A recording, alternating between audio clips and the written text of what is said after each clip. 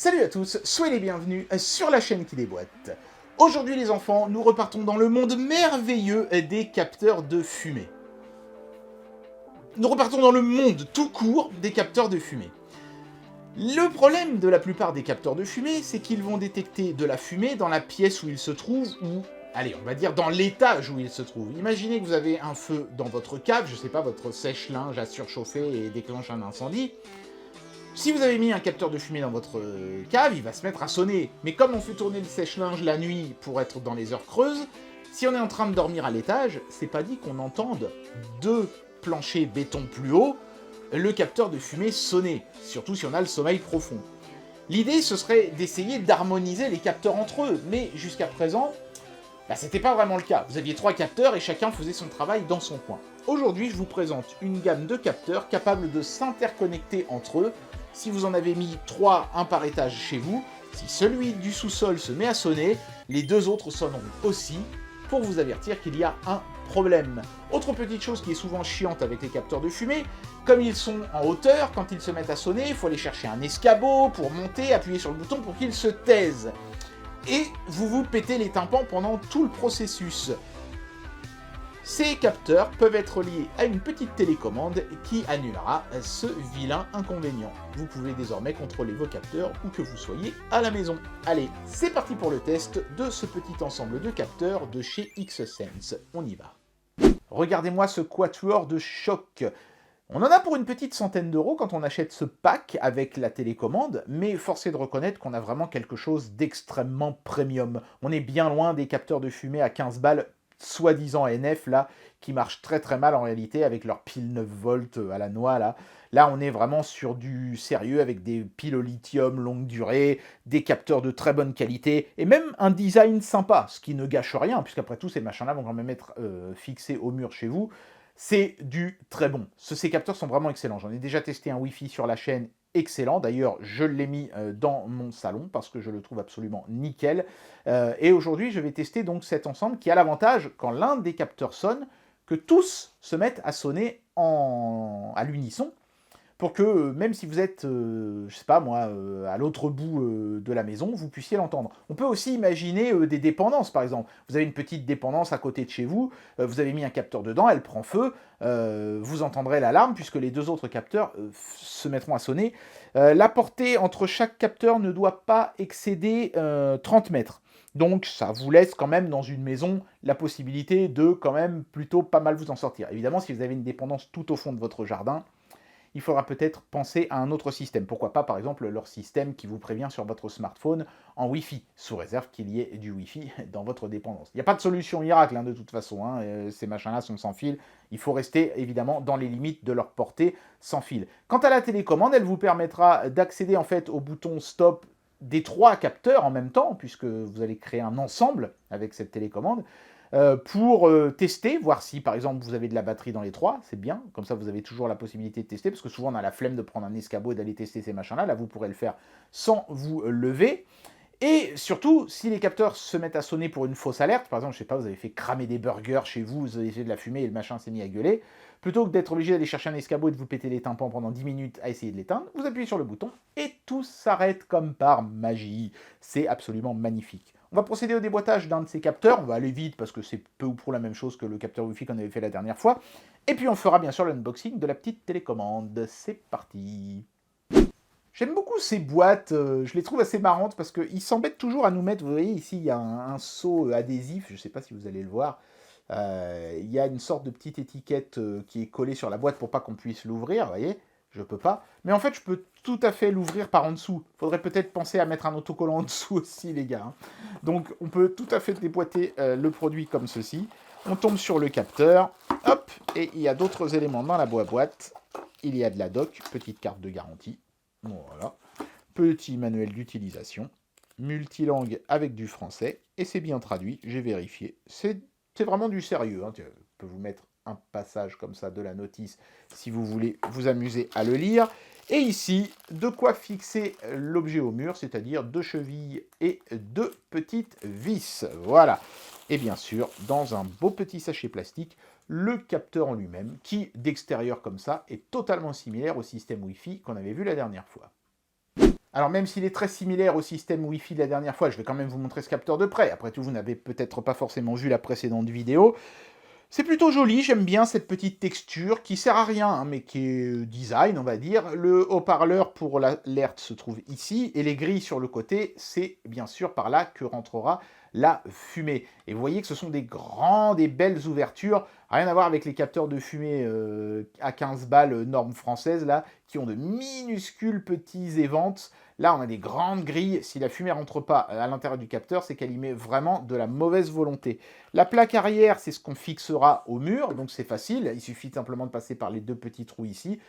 Vous pouvez facilement percer et mettre vos vis dans les chevilles très facilement.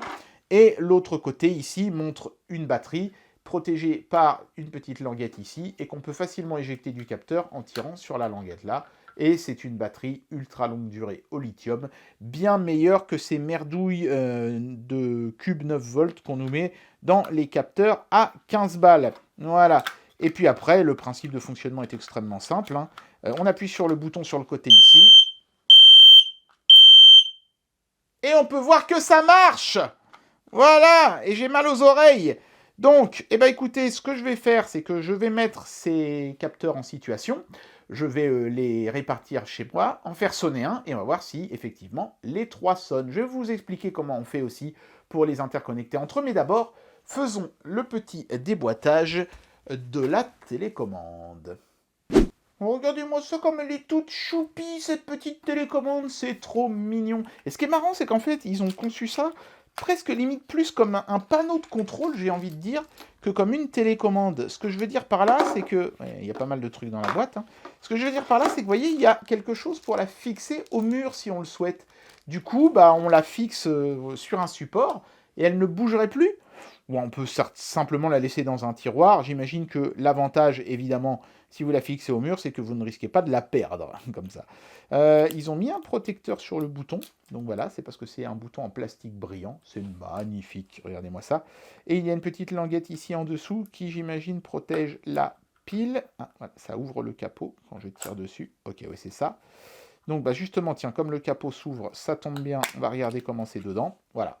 Donc c'est un PCB assez simple, hein. On voit une antenne ici en haut, et une pile, c'est une CR 2032, donc tout à fait banal, qui alimente l'ensemble. Voilà, donc quelque chose d'assez simple à changer. Alors vous avez vu, c'était pas forcément facile à ouvrir, ce petit boîtier, et c'est la raison pour laquelle, en plus des chevilles, ils vous ont mis cette espèce de petite clé, parce qu'une fois que le truc est fixé au mur, j'imagine que c'est pas évident de l'ouvrir. Et la petite clé permet de l'ouvrir facilement, simplement en tournant comme ceci. Tac. Voilà.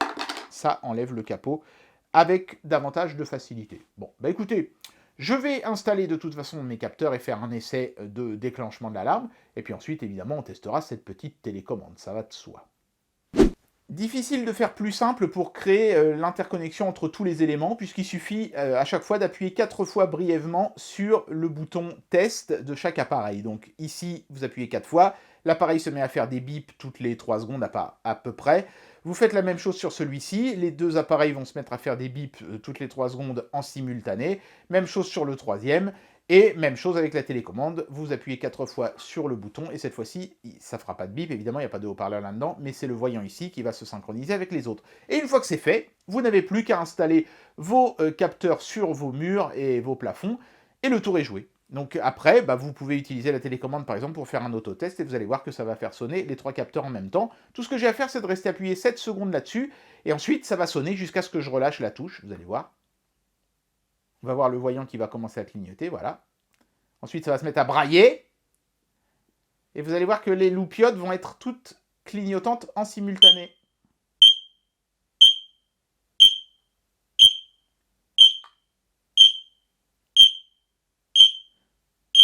Si j'appuie, ça coupe.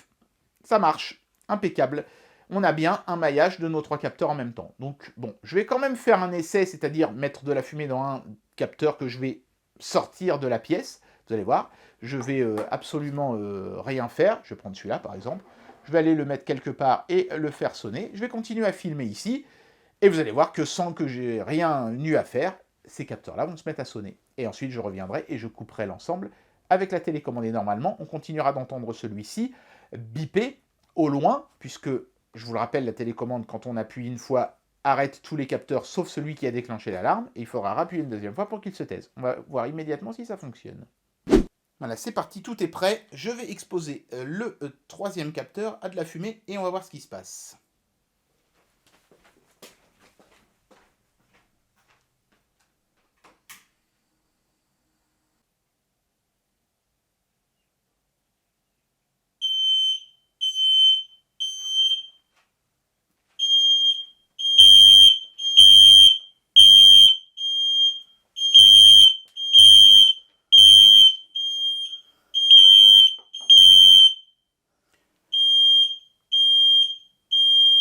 Un appui et les deux capteurs qui sonnaient là se sont arrêtés. Et on entend toujours le troisième. Et le troisième s'est arrêté aussi. Ça fonctionne parfaitement. Eh bien voilà, j'en arrive à la conclusion de cette vidéo et je vais vous donner mon avis sur ce produit. Je trouve ce pack de capteurs intelligent. C'est vrai que parfois on a une maison avec une dépendance juste à côté ou un garage qui est mitoyen ou des choses comme ça. À travers ces murs-là, le son n'est pas toujours forcément très audible, surtout quand on dort la nuit. Si une alarme se déclenche quelque part chez vous et que vous ne l'entendez pas parce que vous êtes trop loin ou parce qu'il y a trop de cloisons qui vous séparent de cette alarme, ce serait quand même un petit peu dommage. Et ce kit résout très bien ce problème. En plus, avec la télécommande, non seulement on peut facilement gérer les fausses alertes, couper les capteurs qui nous casseraient les oreilles ou des choses comme ça, mais en plus, on peut faire en sorte de savoir exactement lequel des capteurs a déclenché l'alarme. C'est très bien vu, c'est très bien fait, même si j'ai quand même un petit regret, c'est que, bon, on peut connecter ces capteurs entre eux, c'est très bien, mais on ne peut pas les connecter à notre smartphone, comme on l'avait fait sur le précédent capteur qu'on avait testé de la marque X-Sense. Je trouve ça dommage que, finalement, qui peut le plus ne puisse pas aussi le moins. Le capteur Wi-Fi ne peut pas s'interconnecter avec ces trois-là, et ces trois capteurs ne peuvent pas se connecter au Wi-Fi de votre maison et vous avertir si, par exemple, l'alarme se déclenche quand vous n'êtes pas chez vous. Il va falloir trouver le moyen un petit peu de concaténer tout ça en un seul produit, messieurs de chez X-Sense, et là, je pense qu'on aura vraiment le setup de capteur ultime.